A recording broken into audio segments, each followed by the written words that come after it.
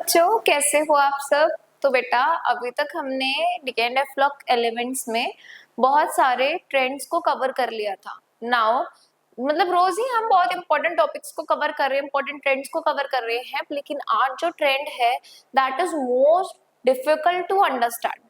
ठीक है, क्योंकि इसमें बहुत सारे कंसेप्ट्स है, एनसीईआरटी में बहुत सारी ऐसी लाइंस है जो काफी कंफ्यूजिंग लगती हैं। ठीक है, that is about electrode potential. Electrode potential, तो आज हम उन्हीं दो इलेक्ट्रोड पोटेंशियल के ट्रेंड्स को डिस्कस करने वाले हैं which is given in NCERT. Now move करते हैं हम सबसे पहले इलेक्ट्रोड पोटेंशियल के ऊपर। इलेक्ट्रोड पोटेंशियल होता क्या है? जो पोटेंशियल जनरेट होता है किसी आयन और उसके मेटल के बीच में। तो आज हम जो इलेक्ट्रोड पोटेंशियल डिस्कस करेंगे that will be between M2 plus and M। आपको बहुत अच्छे से पता है, आपने इलेक्ट्रोकेमिस्ट्री चैप्टर अच्छे से पढ़ लिया है कि M2+/M। ऐसा लिखने का मेरा मोटिव क्या है कि M2+ जो है वो दो इलेक्ट्रॉन्स गेन करके क्या करेगा, मेटल में जाएगा। और अगर किसी की इस इलेक्ट्रोड पोटेंशियल की वैल्यू ज्यादा होती है, मतलब उसको कौन सी स्टेट में रहना पसंद है, उसको मेटल की स्टेट में रहना पसंद है। अगर उसके लिए ये वैल्यू कम आती है, यानी कि उसको मेटल में नहीं जाना, उसको कौन सी फॉर्म में रहना है, उसको आयनिक फॉर्म में रहना है। अगेन आपको मैंने स्टार्टिंग से बताया है कि आपको इस चैप्टर में एक्सेप्शंस याद रखनी है, रीजंस हम खुद बनाएंगे। तो एक्सेप्शंस आपकी इस ग्राफ में रिप्रेजेंट कर दी गई है।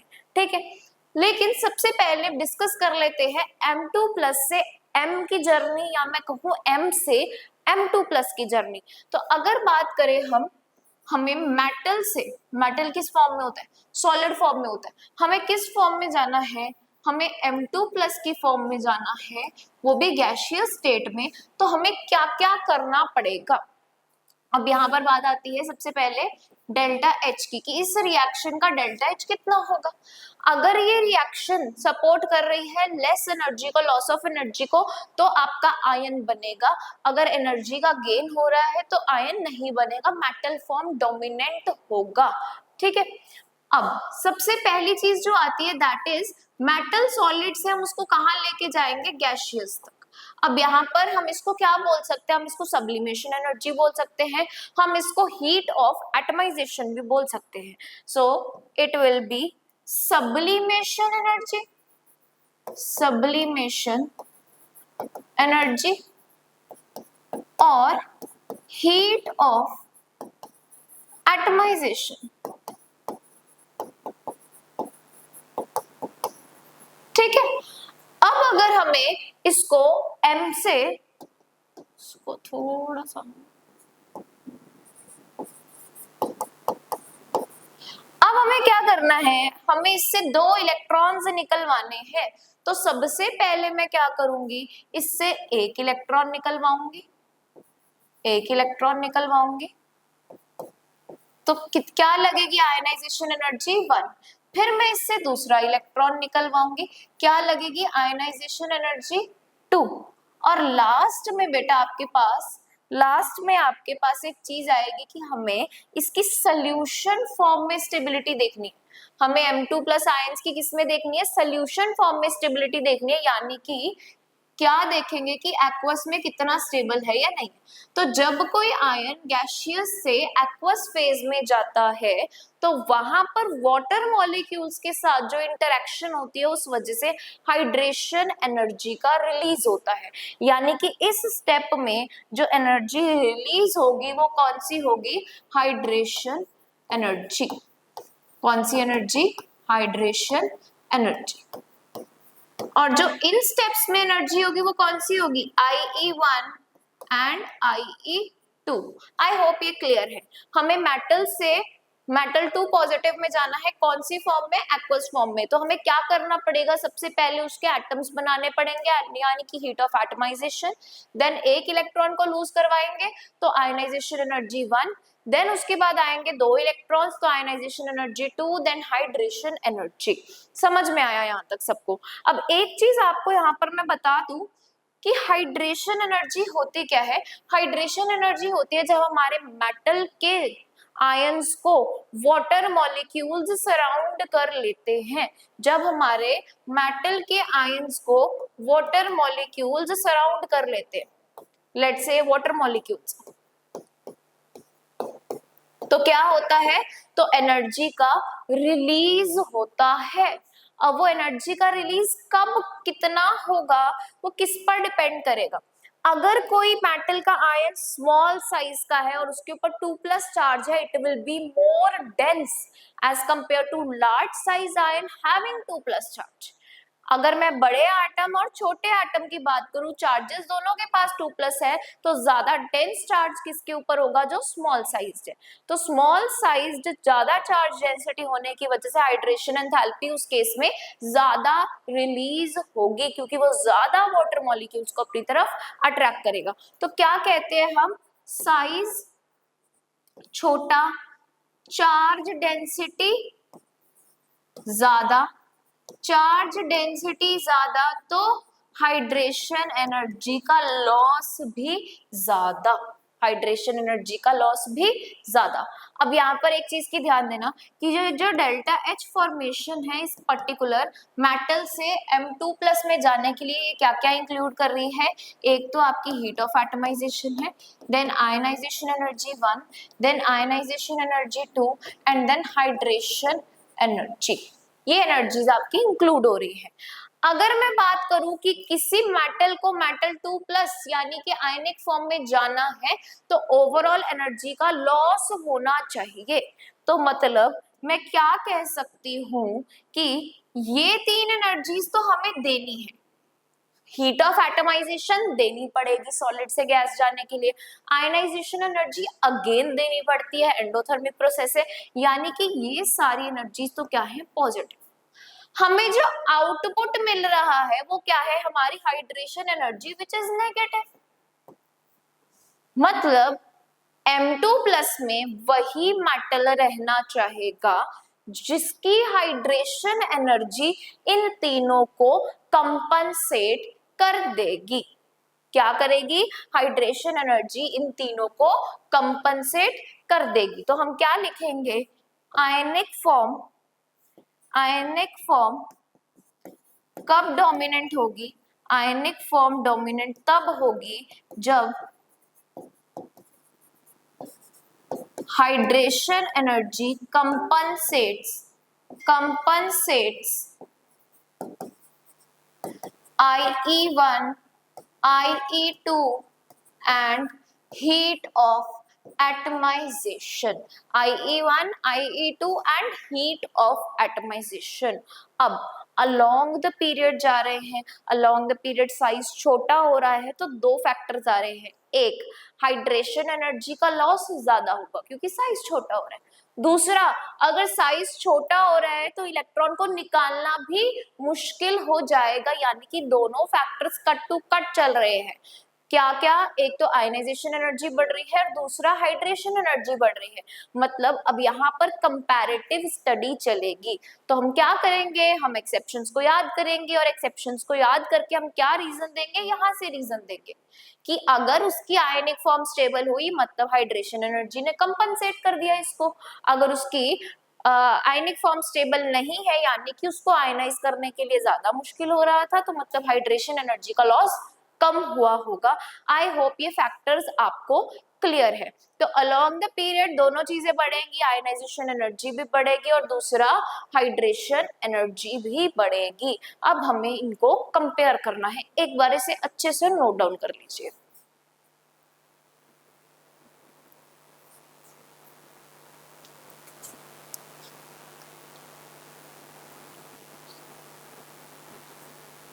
ठीक है, अब मैं इसे इरेज करके यहीं पर मेंशन करूंगी, इस ग्राफ को एक्सप्लेन करेंगे। ठीक है, यहाँ पर अब हमें क्या बात करनी है, इलेक्ट्रोड पोटेंशियल किसका कम है किसका ज्यादा है, ग्राफ में कहाँ कहाँ एक्सेप्शंस आ रही हैं, क्यों आ रही हैं, तो लेट्स डिस्कस। हमें क्या दिया गया है इस ग्राफ में, इस ग्राफ में जो इलेक्ट्रोड पोटेंशियल की वैल्यूज दी गई हैं वो किस किस के ऊपर बेस्ड है, M2+ और M। ठीक है, अब ये रिडक्शन पोटेंशियल की वैल्यू है।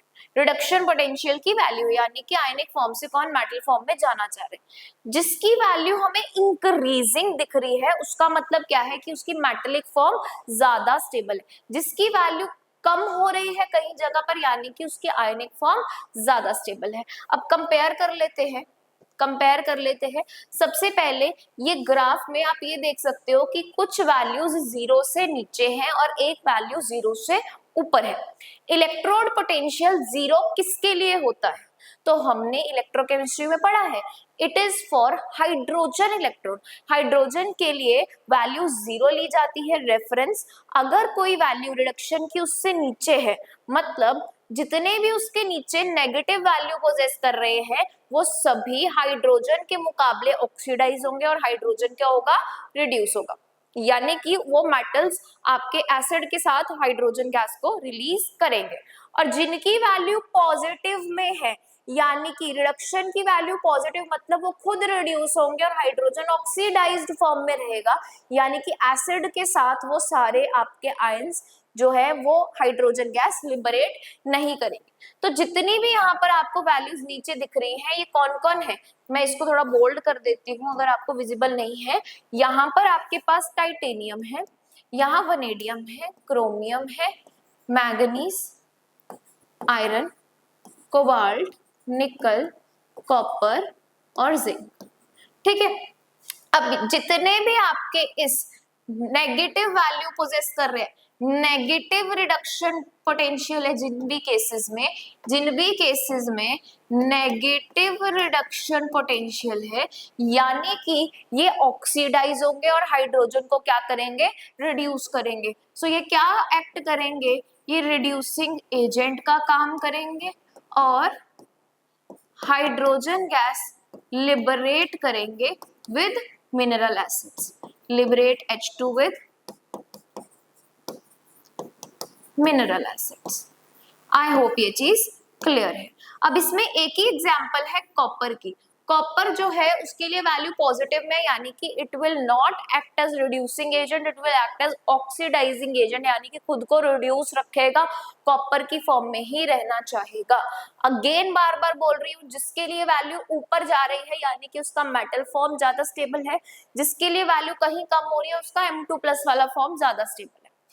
अब एक चीज में कंफ्यूज मत हो जाना कि नेगेटिव का मतलब ये सारे के सारे ही जो है रिड्यूस नहीं होंगे।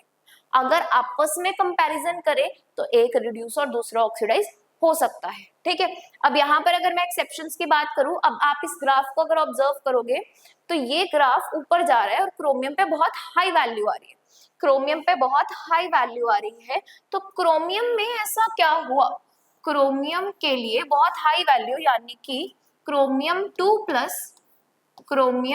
2+ जो है वो क्रोमियम में जाना चाह रहा है। ठीक है।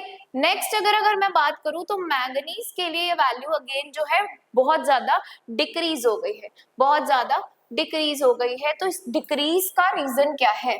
Mn2+ के लिए वैल्यू ये क्या है? डिक्रीज हो गई है,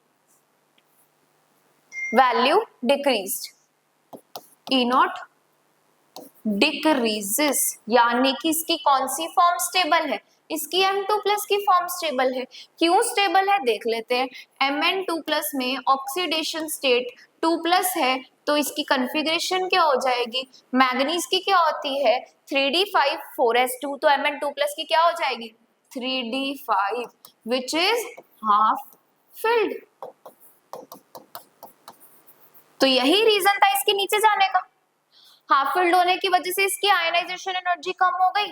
आयनाइजेशन एनर्जी कम हो गई तो उसने हाइड्रेशन एनर्जी ने उसको कंपनसेट कर दिया। नेक्स्ट अगर मैं बात करूं आपके पास देन आता है आयरन, कोबाल्ट और निकल। सारी वैल्यूज ऊपर जा रही थी जो कि एक्सपेक्टेशन के हिसाब से जानी चाहिए थी। अब ध्यान से देखना, मैंगनीज के बाद आयरन, देन कोबाल्ट और देन निकल को हम थोड़ा और ऊपर जो है एक्सपेक्ट कर रहे थे, लेकिन निकल और कोबाल्ट बहुत कम डिफरेंस है। तो निकल के लिए वैल्यू लोअर नेगेटिव हो गई। क्या हो गया? निकल के लिए वैल्यू लोअर नेगेटिव हो गई।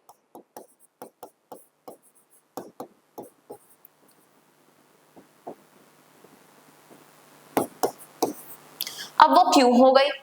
पॉजिटिव में जानी चाहिए थी, नेगेटिव क्यों हो गई, यानी कि उसको निकल 2+ की ही फॉर्म में रहना है, निकल को निकल 2+ की फॉर्म में रहना है, क्यों रहना है।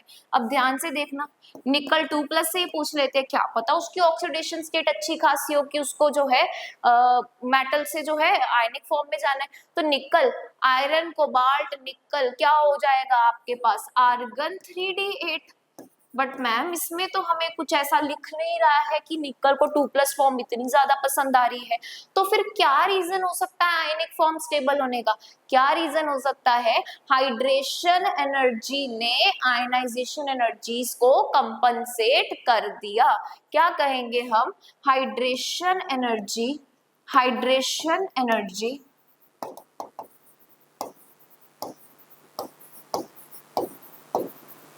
compensates ionization energies, ionisation energies. और एक टेबल हमें एनसीईआरटी देती है तो उसको देख लेते हैं। यहाँ पर एटमाइजेशन की हीट्स है, यहाँ पर फर्स्ट आयनाइजेशन, सेकेंड आयनाइजेशन और हाइड्रेशन। अगर मैं ध्यान से देखूं तो निकल और कॉपर के लिए जो M2+ में सबसे ज्यादा वैल्यू जो है हीट ऑफ हाइड्रेशन की, वो सिर्फ निकल और कॉपर में है, होनी भी चाहिए। क्यों, जब हम अलोंग द पीरियड जाते हैं तो निकल का साइज सबसे स्मॉल हो जाता है, सबसे small size amongst it's period. तो अगर सबसे स्मॉल साइज है तो ज्यादा वाटर मॉलिक्यूल्स को अट्रैक्ट करेगा, मोर हीट ऑफ हाइड्रेशन का रिलीज होगा, तो यानी कि हीट ऑफ हाइड्रेशन अच्छी खासी है। तो हम क्या लिखेंगे, highest heat of hydration, highest heat of hydration. ठीक है, अच्छी खासी हीट ऑफ हाइड्रेशन मिली थी तो कर दिया आयनाइज, फेयर इनफ। ठीक है, नेक्स्ट चलते हैं। तो कॉपर के लिए ऑब्वियसली अब ग्राफ इंक्रीज हो रहा है तो इंक्रीज होना ही चाहिए था। जिंक पे आते आते अगेन इतना ज्यादा ड्रिप कैसे हो गया, जिंक पे जाते जाते again highly negative. Highly negative का क्या मतलब हो जाएगा, हाईली नेगेटिव का मतलब हो जाएगा अगेन उसकी कौन सी फॉर्म स्टेबल है, ये वाली फॉर्म स्टेबल है। हाईली नेगेटिव का मतलब उसकी 2+ वाली फॉर्म स्टेबल है, उसको रिड्यूस होके जिंक में नहीं जाना। तो अब जिंक की कॉन्फ़िगरेशन से पूछ लेते हैं, Zn2+ की कॉन्फ़िगरेशन क्या हो जाती है, आर्गन 3d10। फेयर इनफ, रहेगा वो 2+ में, क्यों 3d10, pseudo noble gas configuration, pseudo noble gas configuration.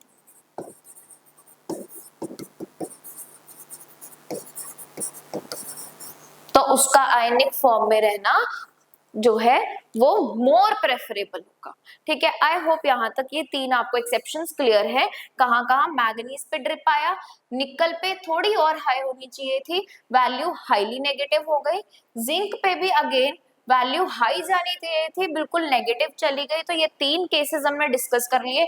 Mn2+ stable electronic configuration, Zn2+ stable electronic configuration, निकल 2+ इलेक्ट्रॉनिक कॉन्फ़िगरेशन स्टेबल नहीं थी, लेकिन निकल 2+ का साइज इतना छोटा था कि पानी ने उसके साथ बहुत अच्छी खासी फ्रेंडशिप कर ली, जिस वजह से उसने बहुत एनर्जी का रिलीज कर दिया। आई होप ये आपको ट्रेंड्स क्लियर है।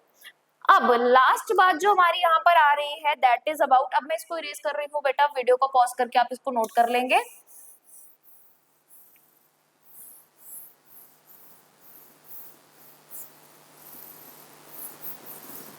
लास्ट अब मैं बात करूं तो हाईली पॉजिटिव वैल्यू कौन शो कर रहा है इस ग्राफ में, वो है हमारा copper.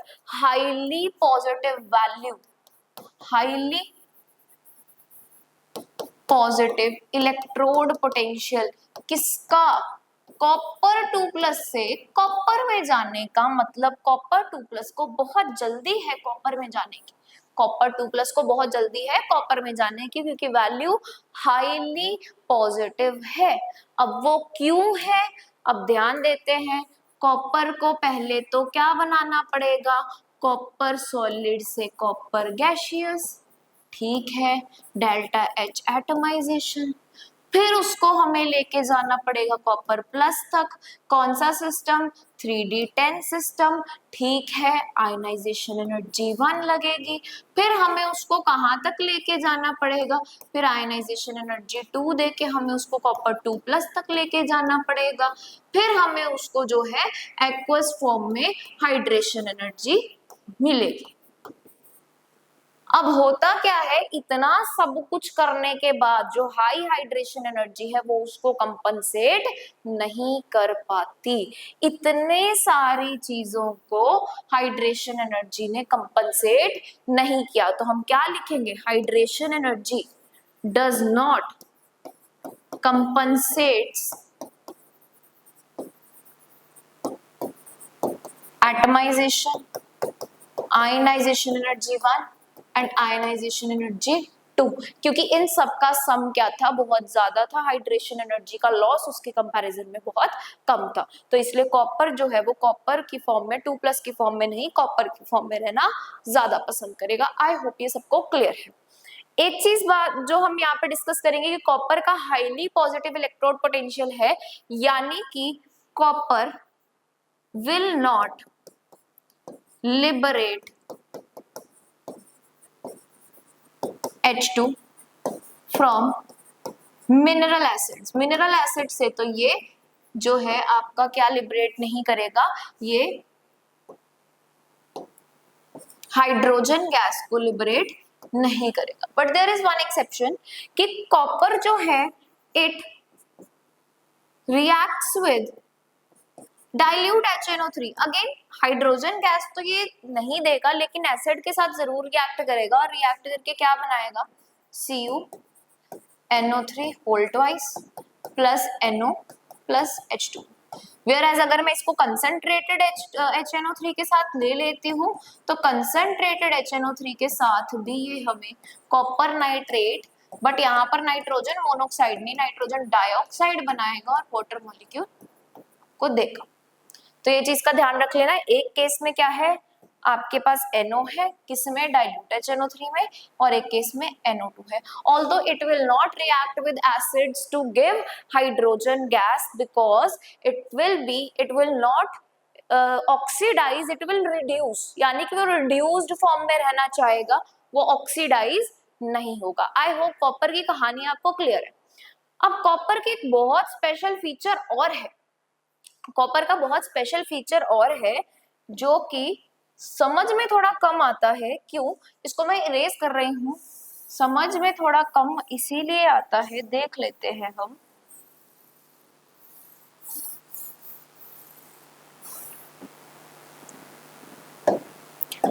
Copper plus is unstable in aqueous solution, in aqueous solution and disproportionates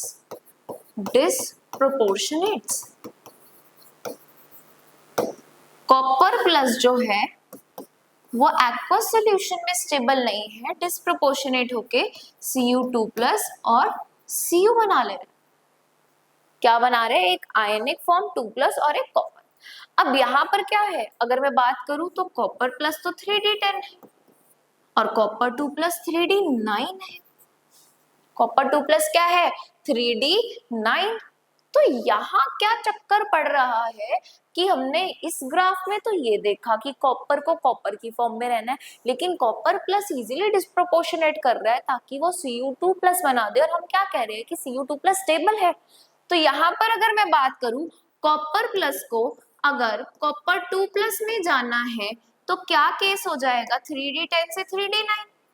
ठीक है, अच्छी खासी आयनाइजेशन एनर्जी 2 लगेगी, अच्छी खासी आयनाइजेशन एनर्जी 2 लगेगी। लेकिन एक चीज हम भूल गए कि कॉपर 2 प्लस के स्मॉल साइज की वजह से उसकी हाइड्रेशन एनर्जी क्या होती है? हाईएस्ट होती है। हाइड्रेशन एनर्जी क्या होती है? हाईएस्ट होती है। अब कहोगे मैम फिर ये केस आपने हमें यहाँ क्यों नहीं बताया, जब कॉपर जो है कॉपर में रहना पसंद कर रहा था, 2 प्लस में नहीं जाना चाह रहा था। तो बेटा वहां पर 3 चीजों को कंपनसेट करना था हाइड्रेशन एनर्जी को। किस किस को? Atomisation, ionization energy 1, ionisation energy 2, लेकिन यहाँ पर उसे सिर्फ आयनाइजेशन एनर्जी 2 को कंपनसेट करना है, which will be easiest for copper 2+। क्यों? कॉपर 2+ की हाइड्रेशन एनर्जी बहुत हाई होती है, तो एक आयनाइजेशन एनर्जी को तो बहुत इजीली कंपनसेट कर देगा, तो it will easily disproportionate to form copper 2+ and copper. अच्छा, डिस्प्रोपोर्शनेशन का मतलब, डिस्प्रोपोर्शनेशन का मतलब एनसीईआरटी में क्वेश्चन है, what do you mean by disproportionation, explain it with the help of 2 examples. तो क्या होता है डिस्प्रोपोर्शनेशन? साइमल्टेनियसली ऑक्सीडाइज भी होना और साइमल्टेनियसली रिड्यूस भी होना। आई होप इलेक्ट्रोड पोटेंशियल्स आपको क्लियर है, M2+ से M में जाएंगे आपको क्लियर है। वैल्यू बड़ी है मतलब वो M में जाना पसंद करेगा, वैल्यू छोटी हो रही है मतलब वो M2+ में जाना पसंद करेगा। अगर वो मेटल फॉर्म को जो है प्रेफर कर रहा है, यानी कि इसकी आयनाइजेशन एनर्जीज क्या थी, ज्यादा थी। अगर वो आयनिक फॉर्म को जो है प्रेफर कर रहे हैं मतलब उसकी आयनाइजेशन एनर्जीज कम थी और हाइड्रेशन एनर्जी क्या थी, बहुत ज्यादा थी। आई होप आपको ये वाला टॉपिक क्लियर है। नेक्स्ट लेक्चर में हम लेकर आएंगे M3+ से M2+ के लिए, M3+ से M2+ के लिए। अगेन एक्सेप्शंस को विजुअली अपने दिमाग में रख लो और रीजंस आपके सामने हैं, रीजंस आपके सामने हैं। इलेक्ट्रॉनिक कन्फिग्रेशन से पूछो क्यू स्टेबल है आयनिक फॉर्म, नहीं अगर इलेक्ट्रॉनिक कन्फिग्रेशन साथ दे रही तो कौन साथ देगा, हाइड्रेशन एनर्जी साथ देगी, दैट सिंपल। आई होप यहाँ तक क्लियर है। So thank you so much for watching.